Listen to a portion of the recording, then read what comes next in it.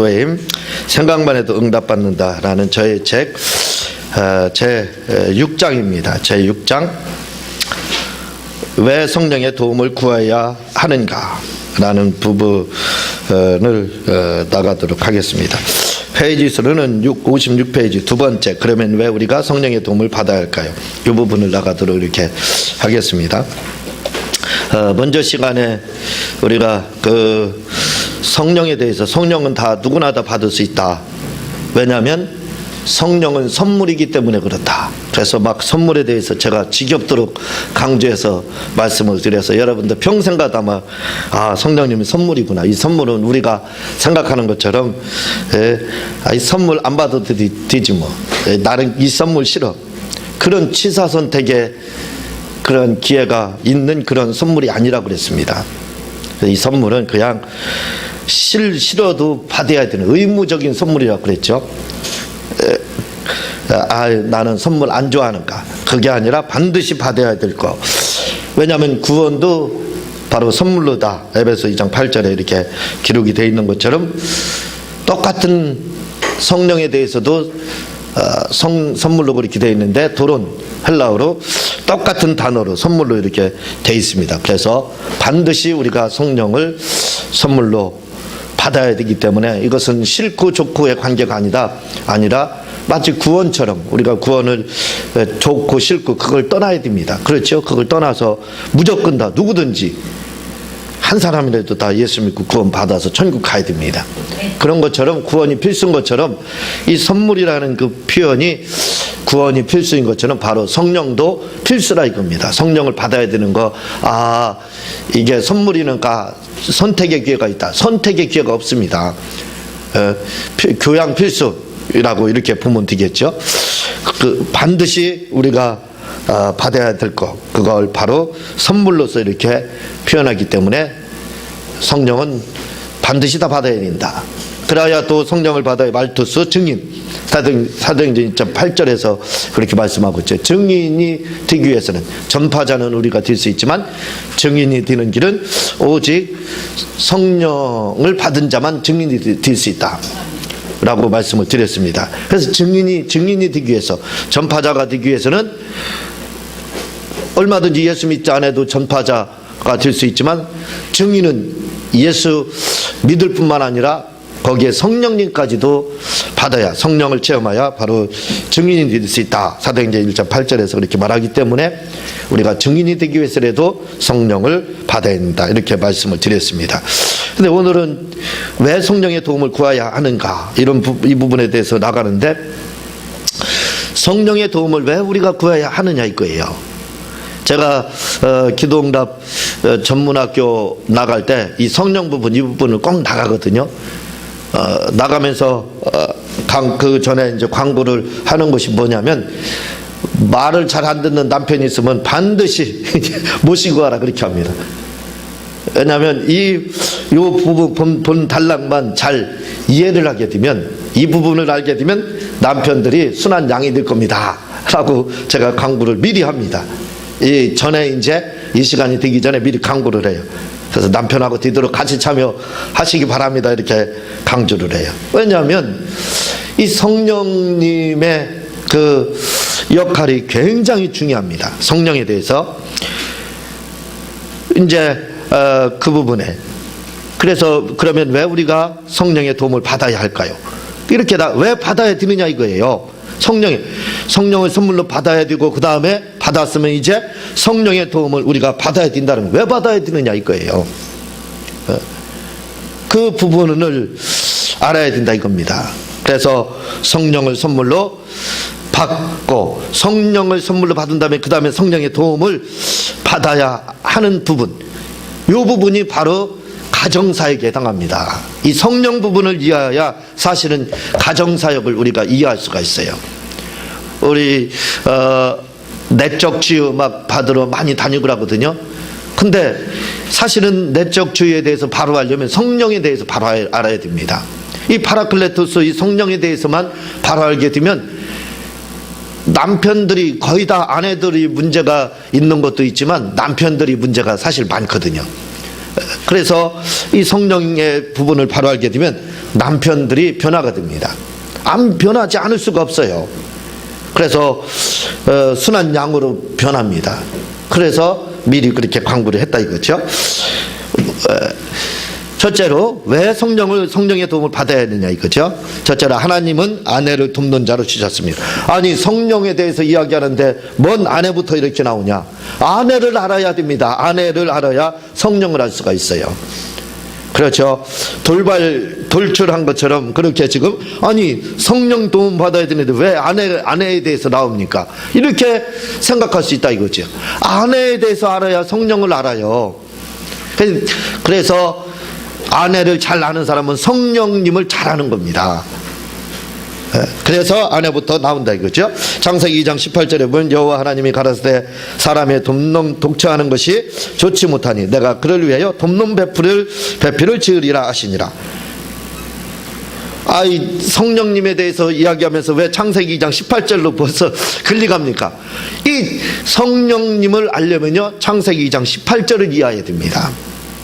성령님이 어떤 분인지를 우리가 바로 알려면 창세기 2장 18절을 바로 알지 못하면 성령에 대해서 모르게 돼 있어요.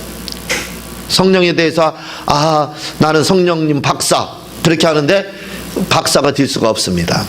왜? 이 창세기 2장 18절을 이해해야 비로소 성령님을 내가 조금 이만큼 성령님이 그런 분이시구나 이런 분이시구나 이해할 수 있기 때문에 그렇습니다. 그래서 창세기 2장 18절이 나오는 거예요. 여기서 보면은요, 이 돕는 배필이라고 할 때 이 배필이라는 말이 히브리어로 네게드라는 말로 되어 있는데 이 말이 무슨 말이라고요? 상대자 짝 다른 쪽. 네게드. 배필이라는 뜻은 바로 네게드라는 말입니다. 히브리어로. 말 그대로 짝이에요. 상대방. 어려울 거 하나 없습니다. 그렇죠? 나의 짝. 그게 나의 짝. 그게 바로 배필이라 이거죠. 배필, 여러분의 배필은 짝입니다. 저의 배필도 짝이고, 그렇죠? 짝이, 상대방. 짝이라. 뭐 더 이상 해석이 필요 없는 말입니다. 자, 그런데 요 네게드라는 말이 상대자 짝이라는 말인데 돕는이라는 말이 중요해요. 여기에 돕는 배필 이렇게 말씀하고 있어요. 그래서 배필이라는 말이 네게드라고 해서 내 짝, 그렇게 짝 맞습니다. 상대방이라 이거죠. 근데 돕는이라는 말은 무슨 말이냐면 에제르라고 되어 있습니다. 에제르라는 말이 무슨 뜻이냐면 도움 원조. 그러니까 에제르 하면 도움 원조라는 말이에요. 돕는 그러네요. 도움 원조. 그냥 우리가 능히 이해할 수 있습니다. 그렇죠? 그러면 목사님 왜 성령님 이야기하면서 돕는 배필을 얘기합니까? 내가 알고 있는 상식에서 전혀 벗어나지 않네요. 그게 그거죠. 이렇게 이야기할 수 있다 이거죠. 그렇죠? 자, 그러나 왜냐하면 도움을 주는 짝 이렇게만 생각을 할 수가 있습니다. 그러나 이 에제르라는 말이요 어디에서 왔느냐, 그 유래가 어디가, 그 출처가 어떻게 되느냐 이겁니다. 그건 바로 아자르라는 말에서 유래가 됐어요. 이 아자르라는 말 때문에 바로 창세기 2장 18절로 가는 거예요. 그 출처 유래가 얼마나 중요한지 모릅니다. 제가 원어 공부를 오랫동안 이렇게 했는데 히브리어 헬라어는 반드시 그 유래가 있습니다. 그리고 합성이 돼 있어요. 그래서 분해하고 조립하고 다시 합성을 시키면요 막 놀라운 그런 말씀들이 막 나옵니다. 그러니까 그래서 이 유래를 알게 되면, 단어의 유래를 알게 되면요 뭐가 어떻게 되는지 확실하게 나옵니다. 답이 나와요. 그냥 마찬가지예요. 자, 이 돕는이라는 뜻이 우리가 알고 있는 도움, 원조하는 거, 도움하는 거, 맞습니다. 그렇게 할 수 있다 이거죠. 그런데 이 아자르라는 말이 그래서 유래가 됐는데 이 아자르라는 말이 뜻이 뭐냐면 바로 구원자라는 뜻을 가지고 있습니다. 이 말씀을 하기 위해서 이렇게 창세기 2장 18절까지 간 겁니다. 구원자라는 뜻이에요. 돕는 배필할 때 이건 지금 아담에게 하나님이 지금 하시는 말씀입니다. 돕는 배필. 그 돕는이라는 뜻이 뭐냐? 단순히 도움을 주는 자, 그런 뜻이야. 그렇게 이해를 하니까 어떻게 돼요? 여자는, 아내는 나의 종이다. 그렇게 남존여비 사상, 그렇게 생각을 한다 이거죠. 그래서 다 그런 건 아니지만 못된 남자들 보면요, 아내를 종처럼 담배 사와라, 술 사와라, 나이타 불 켜라, 뭐 가져와라, 그렇게 합니다. 예. 이 돔이라는, 이 돔론이라는 것을 뭐라고 생각하냐면 종처럼 해석을 합니다. 종처럼. 지금 뭐 다 그런 건 아니지만 그런 분들이 남자들 중에 간혹 있어요. 그래서 이제 드리는 말씀인데, 그런데 그 이 돔이라는, 돔론 배필이라는 이 돔이라는 말이 종이라는 뜻이 아니라니까요. 그 유래가 종에서 유래가 된 게 아닙니다. 예. 뭐라고 됐느냐면 바로 구원자라는 말이 됐다 이거죠. 구원자. 그러니까 뭐예요? 아담에게 하와를 줬는데 그 하와가 돔론 배필이라고 그랬어요. 짝입니다. 아담의 짝, 상대방 짝이라 이거죠. 배필이라는 뜻이 짝이니까. 근데 돔론이라는 뜻이 뭐예요? 그 유래를 보니까 뭘로 돼 있다 이거죠. 구원자로 돼 있습니다. 그러니까 결국은 무슨 말이냐? 이 남자에게 아내 하와를 줬는데 그 하와가 뭐라고요? 구원자라는 겁니다. 종이 아니라 남자의 구원자로 보내주셨다는 거예요. 그게 바로 돔론 배필이라는 뜻이에요. 여자들 막 힘나죠? 그래서 제가 이걸 할 때는 남편들 꼭 데리고, 말 안 듣는 남편들 그렇게 부탁을 드리는 거예요. 벌써 틀려집니다. 종으로 생각했다가, 아니 이게 아자르가 그런 뜻이 아니라 이건 예수님과 같은 뜻을 가지고 있어요. 예수라는 뜻과 같은 것입니다. 구원자라는 뜻을 가지고 있다니까요.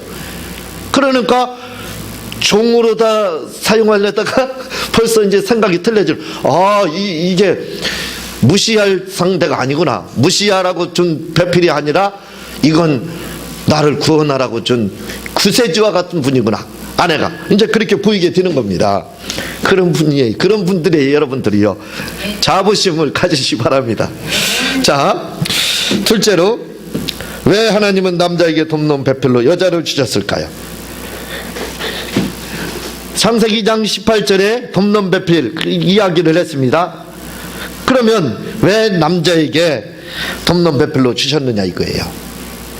제가 지금 말씀을 드렸습니다. 우리나라는 여자를 아주머니라고 합니다. 그런데 이 아주머니라는 말을 창세기 2장 18절 식으로 표현하면 돕는자라는 말이고 양육하는 사람이라는 말이 됩니다. 그러니까 여자라고 하는, 하와라고 하는 존재는 뭐냐면 아주머니라 이거죠. 아주머니라는 뜻은 뭐냐면 양육하는 자, 아기를 키우는 주머니를 가지고 있다는 뜻이에요. 아주머니가요. 그러니까 그 뜻은 뭐냐면 양육하는 자라는 뜻입니다. 돕는 자라는 뜻이 구원하는, 말 그대로 구원하는 거예요. 구원자라는, 그래서 아자르 구원자라는 그런 뜻을 가지고 있는 겁니다. 양육하는 사람. 그래서요, 어떻게 양육이 되냐면, 그 여자는 양육을 하는데, 구원을 하는데 같은 말입니다. 돕는 자, 양육자, 구원자, 이것은 같은 말이에요. 그래서 어떻게 양육을 하냐면, 다시 말해 여자는 임신해서 아이를 뱃속에서 양육하고, 그렇죠, 임신해서 아이를 뱃속에서 양육하는 겁니다. 그걸 반대로 하면 뭐예요? 아이를 구원하는 겁니다. 같은 뜻이에요. 그리고 출산에서는 자녀를 양육해야 하고, 자녀를 양육하는 거, 그렇죠. 그러니까 여자의 직분은 뭐예요? 구원자입니다. 자녀를 양육해야 될 직분을 가지고 있고, 아이를 뱃속에서 키워야 될, 양육해야 될 그러한 직분을 가지고 있어요. 중요한 게 있습니다. 또 한 가지는 뭐냐면, 결혼해서는 남편을 양육해야 할 사명을 가지고 태어난 것입니다. 남편을 양육해야 돼요. 그러니까 그래서 그러잖아요. 어떤 분들은 우리 집에는 아들이 셋이 있다 그럽니다. 아들 둘인데 셋이 있다는 거예요. 큰 아들은 자기 남편이라는 거예요.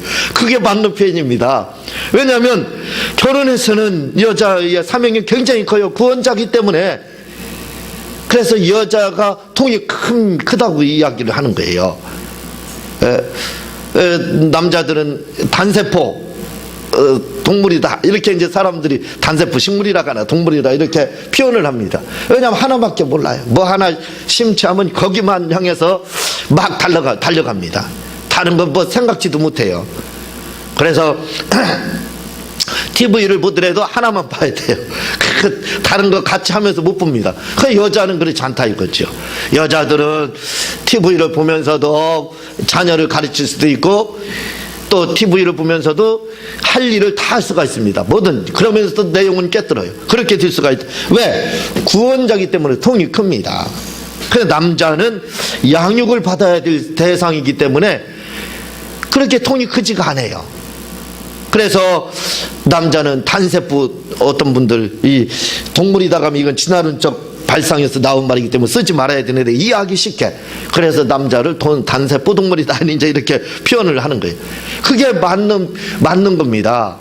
남자는 결혼해서는 그래서 뭐라고요? 남자를 양육해야 할 사명을 가지고 태어났습니다. 얼마나 위대한 존재입니까? 여성 동지 여러분들이, 그렇지요? 여성 동무 여러분들이 얼마나 이게 존귀한 자입니까? 이렇게 그럴 사명을 가지고, 그래서 힘든 거예요 사실은요. 구원자, 예수님 한번 생각해 보세요. 예수님이 구원자로 오셨기 때문에 얼마나 힘들었어요. 그래서 그분이 십자가를 지고 돌아가시는 그런 고난을 당하지 않습니까? 그래서 이 여자분들도 고난이 많은 거예요. 어쩔 수가 없습니다. 하나님이 그런 자로 보내주신 거예요. 왜? 구원을 다 해야 됩니다. 구원을 다 해야 되기 때문에 아이를 구원해야죠. 남편도 구원해야죠. 그러니까 철부지 아들이 셋이 다 이렇게 보면 되는 거예요. 하나 큰 철부지는 남편 이렇게 봐야 돼요. 그리고 둘째, 셋째는 이제 자녀다 이렇게 생각을 해야 돼요. 우리가 한번 생각해 보자 이거죠. 우리가 다 예수님 앞에서는 결국은 뭐냐면 다 바로 철부지나 다름이 없는 겁니다. 철부지나 다름이 없는 거예요. 그 철부지인 우리를 예수님이 구원하시기 위해서 바로 그런 어려움을 당했다 이거죠. 창세기 2장 18절에 보면 아담의 돕는 배필로 주셨다고 말하지만 이는 좁게 표현해서 돕는 배필이라는 말이지, 쉽게 표현하면 너를 양육하는 자라는 말이고 너를 구원하는 자라는 말인 것입니다. 잘 이해가 되죠. 바로 이 여자의 사명이 그런 사명인 겁니다. 뒤에 58페이지를 보게 되면요, 하나님은 밑에 보면 하나님은 여자를 가정의 구원자와 돕는 자로 보내주셨습니다. 그런데 요즘에는 여자들이 더 외도를 하고 집안일을 돌보지 않습니다. 이런 경우가 요즘 많다 이거죠. 이 부분은 여러분들이 책을 한번 참고해 주실 필요가 있습니다. 책을 참고해 주시고 이런 사명을 바로 우리가 가지고 있다 이거죠. 그래서 60페이지에 보면은 다시 말해 하나님이 예수님을 이 땅에 보내신 것은 그만큼 이 땅이 타락했기 때문에 보내신 것입니다. 만약 인류가 타락하지 않고 에덴 동산에 있다면 왜 하나님이 예수님을 보내셨겠습니까? 타락했으니까 구원하라고 보낸 것입니다. 마찬가지로 가정이 타락했고 문제가 많이 있으니까 그 가정을 구원할 필요가 있기에 하나님이 아내를 가정의 구원자로 보내주신 것입니다. 여자의 사명이 그래서 막중하다 이거죠. 예수님의 사명이 막중했습니다. 왜냐하면 예수님이 우리를 철부지이고 타락한 우리를 뭐하게 해서 구원해야 되니까, 그래서 하나님이 예수님을 보내주신 것처럼 바로 하나님께서 아내를 돕는 배필로 주신 이유가 바로 뭐냐면 똑같다 이거죠. 타락했고 남편이 철부지이고 문제가 많고 있기 때문에 바로 구원하라. 그래서 남편을 좀 구원하라 해가지고 바로 구원자로 돕는 배필로 이렇게 보내주셨다는 겁니다. 창세기 2장 18절에 보면 여호와 하나님이 가라사대 사람의 독처하는 것이 좋지 못하니 내가 그를 위하여 돕는 배필을 지으리라고 계십니다. 이 말씀을 자세히 보면 하나님이 아름다운 것을 만들어 놓았음에도 불구하고 남자는 인생에 낙이 없다고 지금 고백하는 것입니다.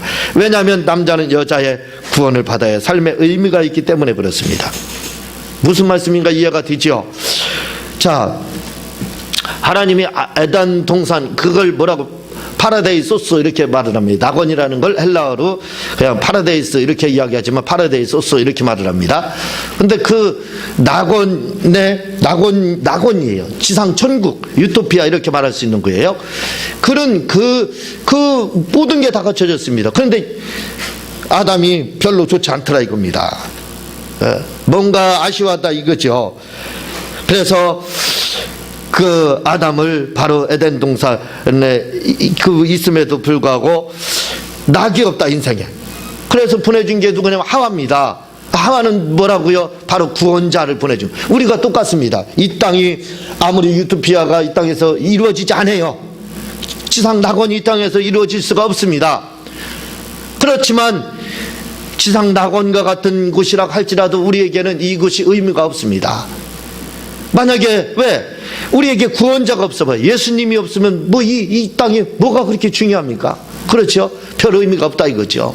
그래 마찬가지입니다. 그 아담의 고백이, 아담도 에덴 동산 지상 낙원 유토피아에 있었습니다. 그렇지만 뭔가 외롭고 뭔가 삶의 의미가 없더라 이거지요. 왜? 구원자가 없으니까. 아내 돕는 배필이 없으니까 외롭고 독초하더라 이거지요. 뭔가 싫더라 이겁니다. 마찬가지라 이거죠. 우리도 우리에게 예수님이 없으면 바로 우리도 다 갖춰졌다 할지라도 삶의 의미가 없는 겁니다. 마치 아담이 독초하는 것처럼 그럴 수밖에 없다는 거예요. 그래서 하나님이 바로 아담에게 구원자 하와를 보내주고, 그리고 우리를 구원하기 위해서 예수님을 이렇게 보내주신 것입니다. 자, 중요한 부분이 있습니다. 유대인들은 가끔 어머니를 부를 때 파라클레토스라고 부른다고 합니다. 왜냐하면 성령의 역할이 바로 가정에서 여자의 역할과 똑같기 때문입니다. 제가 성령님을 연구하면서 깨달은 것이 있습니다. 그것은 성령님의 성품을 한마디로 표현한다면 여성적인 성품을 가졌다는 것입니다. 우리가 성령님을 뭐라고 그러냐면 파라클레토스 이렇게 말을 합니다. 근데 유대인들은 가끔 어머니를 부를 때 파라클레토스라고 이렇게 부른다는 거예요. 그 파라클레토스라고 이렇게 부르는 이유가 뭐냐면, 이 파라클레토스인 성령님, 이 파라클레토스를 잘 이해해야 됩니다. 이 성령님의 성품이 뭐냐면 바로 똑같다 이거죠. 어머니가 누구예요? 여성이다 이거죠. 여성이라 이거죠. 그래서 성령님의 성품을 여러분들이 잘 알게 되면 여성적인 성품을 가지고 있습니다. 그렇다고 그분이 여성이다 그게 아니에요. 여성적인 성품을 가지고 있습니다. 그래서 그분은 잘 나서지도 않으시며 또한 무한을 주면 무한을 당하신다는 것을 깨달았습니다. 다시 말해 여성적인 성품을 가지고 있습니다. 그래서 유대인들은 어머니를 가끔 파라클레토스라고 이렇게 부르는 겁니다. 왜냐하면 가정에서의 그 여성의 역할과 성령님의 그 역할이 똑같기 때문에 그렇다 이거죠. 61페이지 보면은, 또한 남편들은 아내의 말과 다른 사람의 말을 잘 들을 줄 알아야 합니다. 그래야 성령의 세미한 음성을 들을 수 있는 것입니다. 아내의 말과 다른 사람의 말을 들을 줄 모르면 실패하게 돼.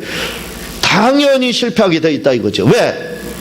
가정에서 아내는 누구라고요? 돕는 자, 구원자. 그걸 다른 말로 뭐라고요? 파라클레토스. 성령님의 역할이라 이거죠.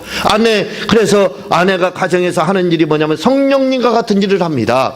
그래서 제가 아까도 처음에 서두에 말씀을 드렸지만 이 부분을 나갈 때는 말 안 듣는 남편들 꼭 데려오라고 한 이유가 바로 여기에 있는 거예요. 왜냐하면 아내의 역할이 바로 그 성령의 역할입니다. 성령, 파라클레토스의 역할, 그 역할이라 이거죠. 구원자의 역할이라 이 말입니다.